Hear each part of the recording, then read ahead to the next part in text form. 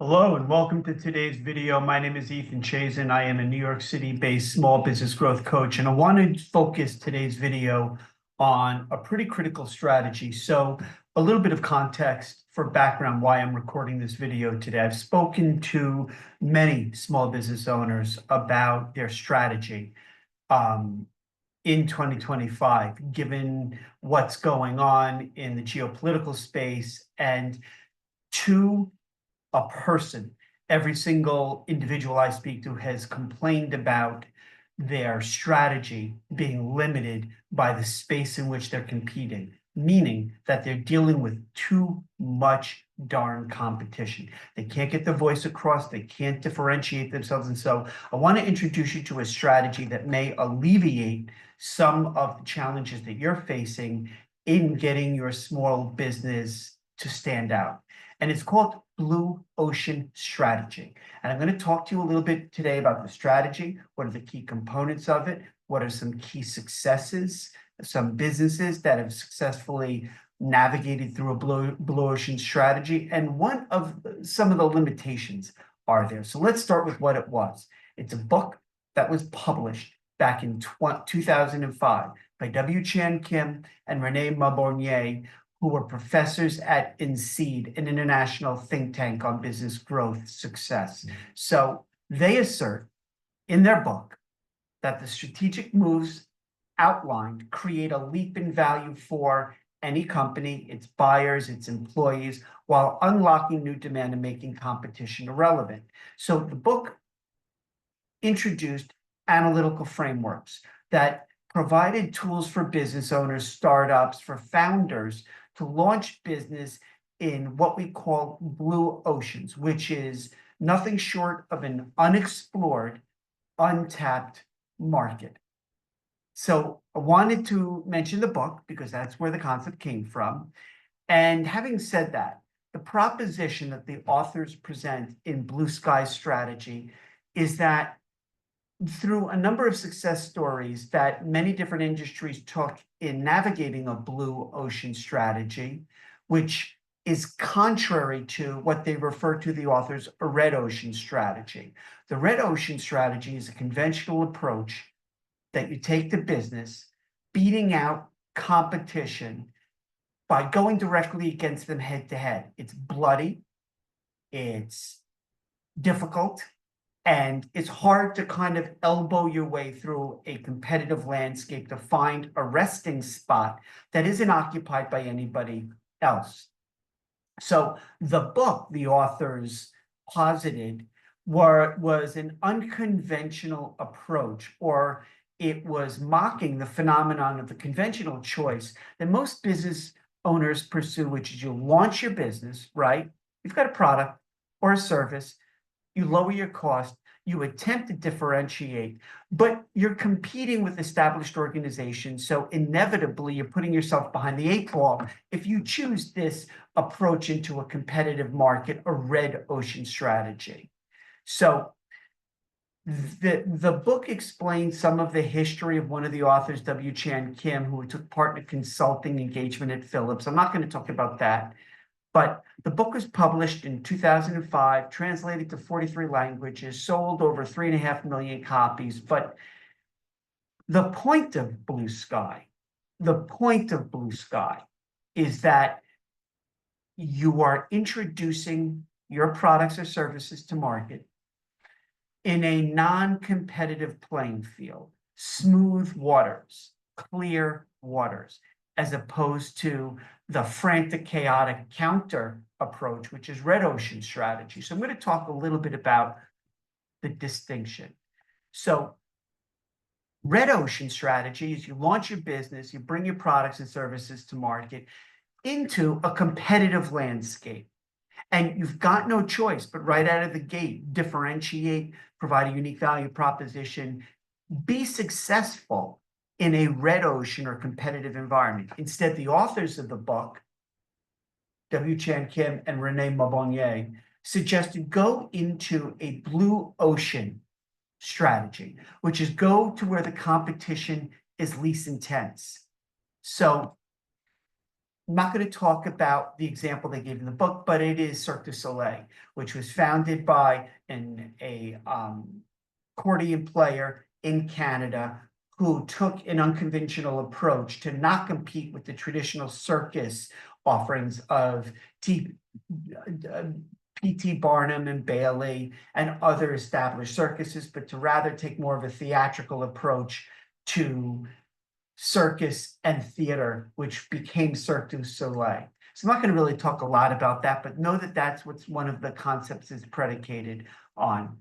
So blue ocean strategy is to go into a uncompetitive market space where the competition isn't so intense. So in blue ocean, you create demand rather than fighting over it, which you would do in a red ocean.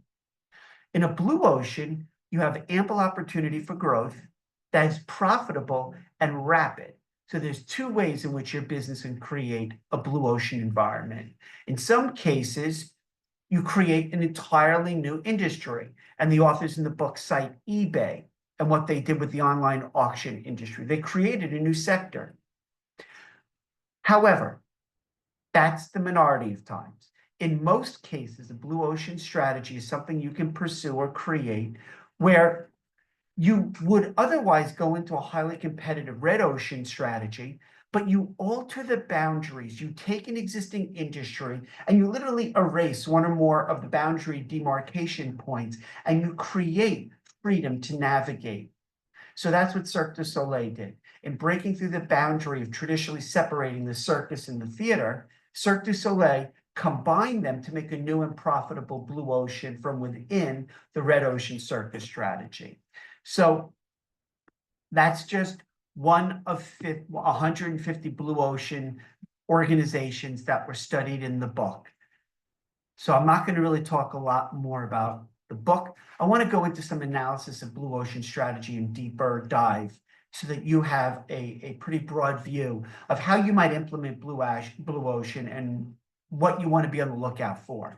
So I really like this assessment from Ted Jackson, who is a managing partner at ClearPoint Strategy. I like the way that he's defined blue ocean strategy. So mention the book.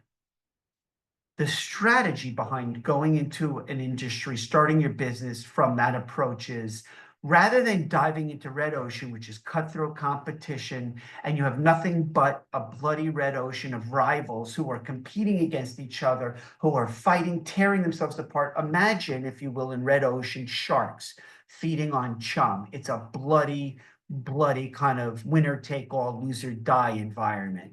So in a red ocean environment, you're competing in a highly hostile environment, and there's a little bit of profit potential, but it's not sufficient. Companies instead should look for new market space. This is the suggestion for a market space in a blue ocean strategy. Reinvent the industry. In short, avoid the head-to-head competition. Focus on being innovative instead. Don't go in with a Me Too offering and try to fight your way through it like a steel cage match, which is red ocean. Reinvent or tweak the industry or sector to figure out how to get into a smoother blue ocean environment. So the goal with blue ocean is for you as a founder, for you and your leadership team to find and develop your own blue ocean, which is uncontested, and it's a growing market, and avoid the red ocean, overdeveloped, saturated market, a lot of competition, not a lot of margin, high probability of failure. You'll have fewer success in a blue ocean strategy. There's fewer inherent risk and increased profits in a blue ocean. So I really like how he summarizes this. So if you think about a blue ocean strategy, I want to really depict this visually. So you've got a blue ocean. There's not a lot of competition. You need a very strong value proposition focused on being innovative. You have to do your due diligence in planning up front. And competition, listen to this, in a successful blue ocean strategy, you'll find that there is no competition, or that the challenge called competition is irrelevant. And this is what I'm getting at. This is what I want to highlight in today's video, because every small business owner I talk to is complaining about the inability to find clear space to navigate. There's competition every turn they make, and they're struggling. And of course you are. Of course you are with a red ocean strategy. So in typical management or red ocean, you're moving away from the competition. You're moving away from reducing your costs, shrinking your margins. So what are some of the aspects of a blue ocean strategy? You can't take the traditional approach of you launch a business, you hope to figure out as you're in the market space how to differentiate once you've already launched. It doesn't work. It doesn't work. In blue sky, if you can successfully achieve it, competition doesn't matter because you've carved out your own niche where there isn't a whole lot or any competition. Your goal is not primarily to outperform. Your goal before launch is to innovate. You want to redraw, as I said earlier, industry boundaries. You want to create your own new competitive landscape. You want to create a new space, which makes your competition irrelevant. Differentiation and low cost can exist. The blue ocean strategy argues that your consumer doesn't have to choose between either value or affordability. If you can identify as you're launching your business what consumers really value, what are meaningful to them, then you go about completely rethinking and re-engineering, re-architecting how to deliver your clients with value. Differentiation and low cost can coexist. It's called value innovation. Differentiation and giving your clients high value is value innovation. And blue ocean as an index, it's part of a strategy that lets you test the viability of what your business may be. It's not simply alpha testing or beta testing with a select few individuals, your minimal viable product. That's not it. It's testing if you truly have a blue ocean offering, meaning you've completely re-engineered the industry sector. So you've moved from high competition in a red ocean environment to almost no competition. And that's how you want to vet your ideas from commercial application or viability. Okay, some examples that are given. Netflix completely re-engineered the model. Netflix, think about video rental market. So I just want to read a little bit from ClearPoint Strategy on Netflix. When Netflix entered the video rental market, it didn't just offer an alternative to Blockbuster. That's not what they did. Netflix fundamentally changed how the consumer interacted with video content. We talk about now literally hundreds of streaming services. Go back to the Netflix red boxes that were available in ShopRite. Remember those? Blockbuster at the time was deeply entrenched in a traditional retail market with the physical stores. It required you as a customer to go visit the stores, rent and return the DVDs within a specific time frame dictated by them, or else incur late fees. Netflix completely did away with that model. That was blue ocean strategy personified. They reorganized the pain point for you, the ultimate consumer. Late fees, inconvenience of going to a physical location, those were the barriers to optimal customer satisfaction. By introducing an online DVD rental service that operated through postal mail and eliminated the late fees of a subscription model. You may not remember this, but it wasn't that long ago in the scheme of IT and digital and online history. Netflix was able to offer a solution that was not only more convenient, but more customer friendly. This move, the strategic move from a red ocean to a blue ocean strategy implemented by Netflix, enabled it to tap into a new customer base, which was consumers who were unhappy with the traditional rental model industry, but still wanted access to a wide range of movies. And there's a number of other examples that I won't get into, but I'll put the links to them in the description below if you want to dive into some further examples. So I want to play a video that I think does an excellent job of summarizing for you what a blue ocean strategy is all about. So I'm going to play the video. It's only 2+ minutes, and that'll give you an essence of what it really entails. In 1984, Guy Laliberté co-founded Cirque du Soleil. Soon, Cirque was bringing in revenues that incumbents like Ringling Brothers had taken more than a century to attain, even though the circus business was in long-term decline. How did Cirque thrive in such a dismal environment? The answer can be found in the theory that the business universe consists of two kinds of markets: red oceans and blue oceans, a concept pioneered by INSEAD professors W. Chan Kim and René Beauborn. Red oceans represent existing industries and markets, where industry boundaries and the rules of competition are well defined. Companies strive to outperform rivals and grab a bigger share of existing demand. As the space gets crowded, fierce competition turns the water bloody. Competitive or market competing strategy is about how to occupy red oceans. And before we get into blue oceans, just to kind of pinpoint that, it's such an important consideration for you, whether you've launched a business, you're struggling to gain some kind of differential position or marketplace. You're competing with established firms. The price of entry for you is significantly higher in a red ocean strategy because you're not an established entity.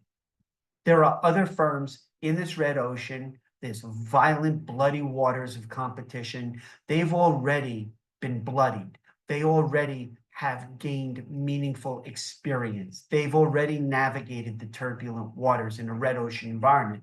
So why, if you had your druthers, if you had an option between a red ocean strategy and a blue ocean, would you choose the path that's bloodier, more painful, less likely to bear successful outcome, and a much higher failure rate versus blue ocean strategy?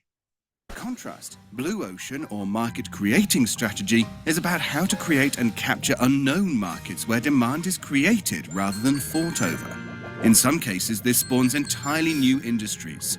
But most blue oceans emerge when a company alters the boundaries of an existing industry, as when Cirque du Soleil blurred the line between circus and theatre. Cirque made the acts more artistic and sophisticated, attracting a whole new group of customers, adults who are prepared to pay premium ticket prices as they would for the theatre or the opera. Cirque also eliminated several elements of the traditional circus, like costly animal acts and star performers. Cirque invented a new and profitable market space without making the typical trade-off between value and cost.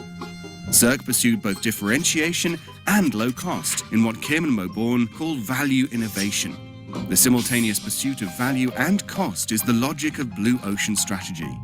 Based on their study of more than 30 industries, companies that can create blue oceans usually reap the benefits for 10 to 15 years because they are hard for rivals to copy. To realize blue ocean potential like Cirque did, companies should chart a strategic course past traditional industry boundaries to create new market space. Okay, so look, here it is.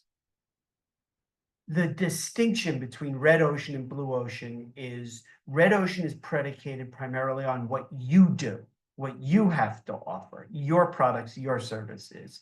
You believe that there's some kind of differentiator that you bring to the table, but to be honest, you haven't explored it, researched it nearly enough. To circumvent that much more painful, higher path of failure, which is red ocean, instead, I have spoken to and I work with my clients to teach them how to pursue a blue ocean strategy, which by necessity dictates that instead of you're rushing to market with a red ocean strategy, you invest much more time and effort with this alternate blue ocean strategy of getting directly into the hearts and minds of your customers, your key clients. What are their pain points? What do they want? What do they need? What do they desire that is not currently being fulfilled? And when we talk about this blue ocean strategy of value innovation, you create a wholly differentiated offering that you can then also offer at a more valuable commercial pricing strategy, because you are in a much less competitive the point of blue ocean is not competitive at all environment. You gotta invest the blood, sweat, and tears equity of time spent with your ideal clients. So in this regard, blue ocean is a little bit different because the amount of time you would be doing on your red ocean strategies, if you're going to go into a competitive market, so you've got to reduce your price, you've got to build out some kind of brand name recognition where you're not really offering a competitive advantage, and then it becomes a whole nightmare of issues of defining your reputational brand where you don't have any true differentiators, right? In a red ocean strategy. Instead, blue ocean is take all that money, time, investment, energy, and transfer it to getting really intimately knowledgeable of what your customers want, need, desire. So, okay, that's the distinction. I really like, this gentleman by the name of Ryan Daniel Morin.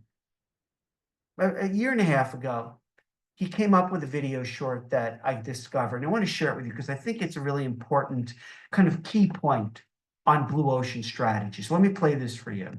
Blue ocean strategy is a famous concept created by two professors at INSEAD, just south of Paris, in a fancy MBA school. And it talks about how instead of fighting in the red ocean with a lot of competition, you want to be in the blue ocean where there is no competition. And they set out a few different strategies on how you accomplish it. In order to find the blue ocean, you need to think about something you consciously are better than others, consciously worse than others. And then you create something new that doesn't exist in the category, and you cut something out that's someone else does. And they give a bunch of examples. In the case of Four Sigmatic, it's coffee plus mushrooms, and the mushrooms support with the health benefits of the coffee, making the coffee healthier and better. But also the coffee helps to mask the bitter flavors of the mushrooms that otherwise people don't enjoy. Combine two known things, but it has to start with the mindset of, like, in the main category, in our case, like coffee, you look at, like, what are the pain points of those consumers, and what can we borrow from something totally random to help solve those pain points.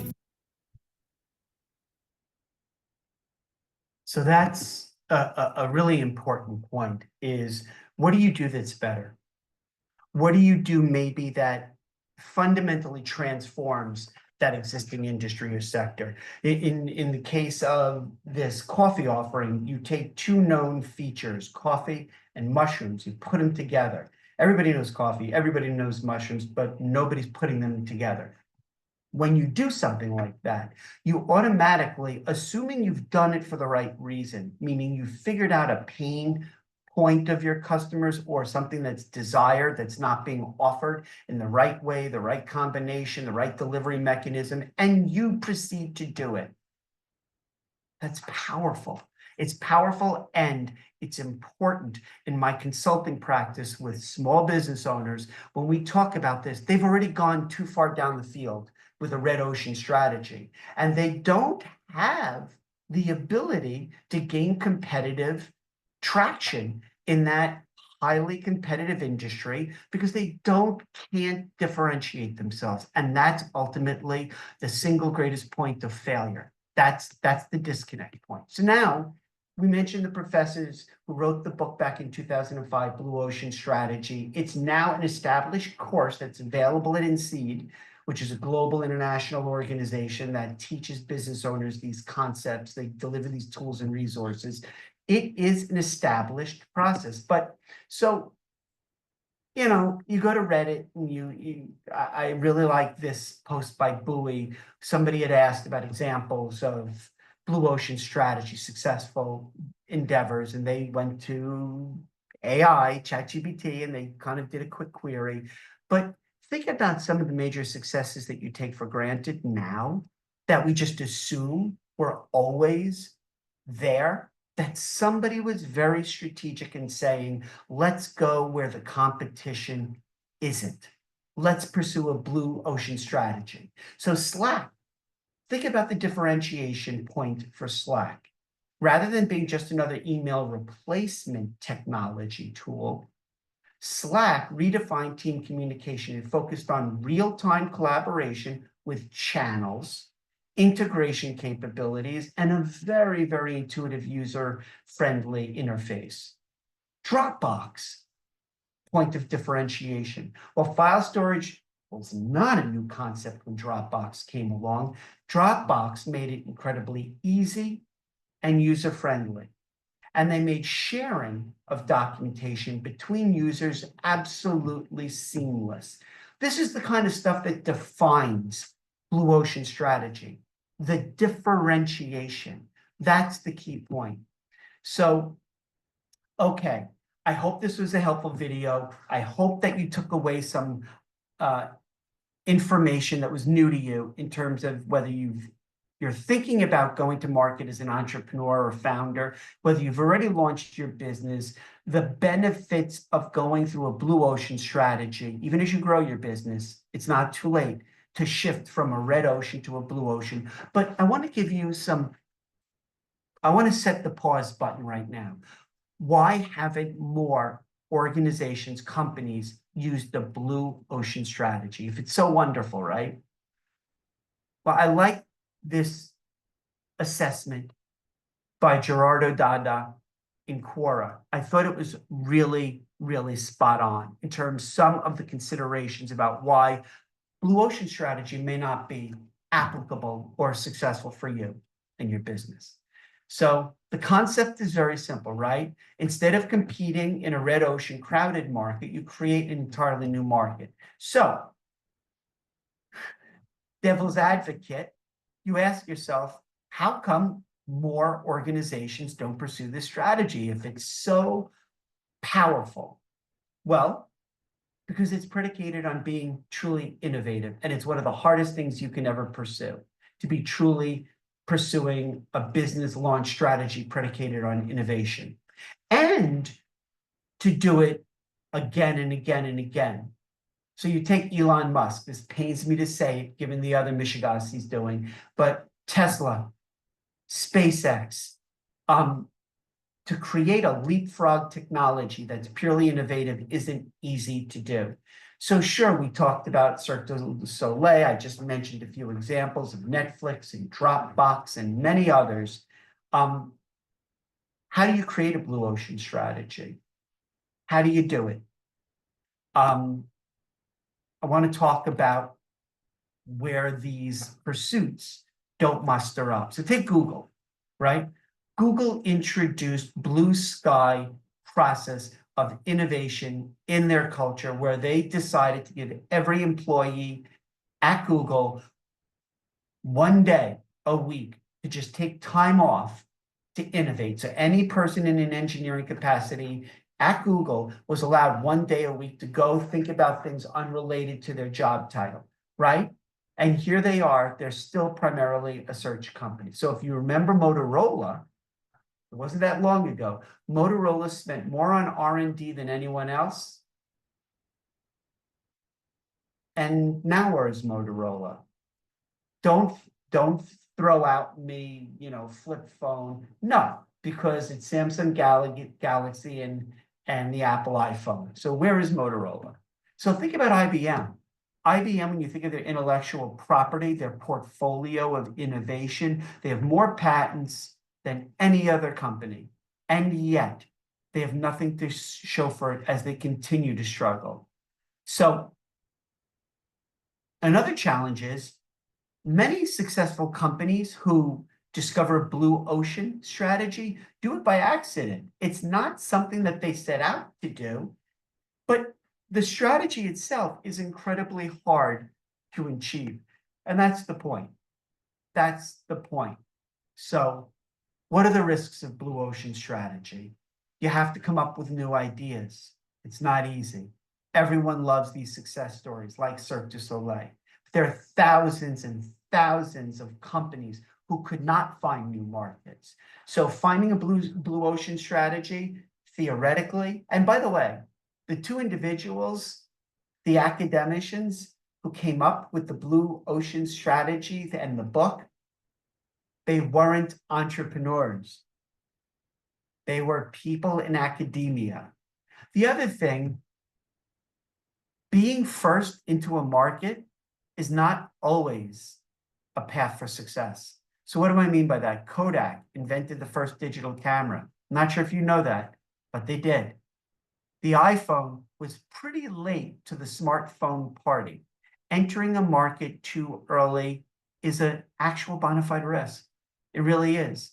So even if you have a new technology, a new offering, and you go into a blue ocean strategy, does not in and of itself ensure success, because timing is also critically important.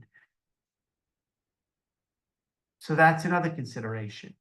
The blue ocean perspective, the point is to expand horizon, get out of that finite, limiting, existing industry model of the red ocean, right?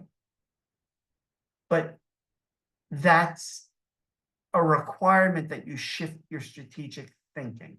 So that's another challenge. I hope that this video was helpful. If you are truly inspired to rethink your strategy, to think about from a competitive offering standpoint, what do you do that's fundamentally different? What do you do that nobody does the way you do it? What do you have to offer that was spent after investing considerable time and effort researching the pain points, the wants, the needs, the desires of your ideal customer segment? Only after you invest that amount of time and effort are you ready to go down the path of a true blue ocean strategy. And when you're at that point, please reach out to me. We can set up some time to talk about how do you maximize the likelihood of having a successful strategy and a go-to-market approach, or reinvent your business model using more of an innovative, customer-focused blue ocean strategy. Check out the description below for all the links to all the resources I put. Hey, listen, here's the deal. I do a lot of these videos on my YouTube channel. If you like the content, smash the like button. I'd love to know what you think about this video in terms of blue ocean strategy, and maybe your own personal experiences trying to implement some of these aspects. And please, if you like the video as well, support the work that I'm doing. Subscribe to my YouTube channel. It really does go a long way in helping me. Thanks so much for all of your time and your effort focusing on today's video.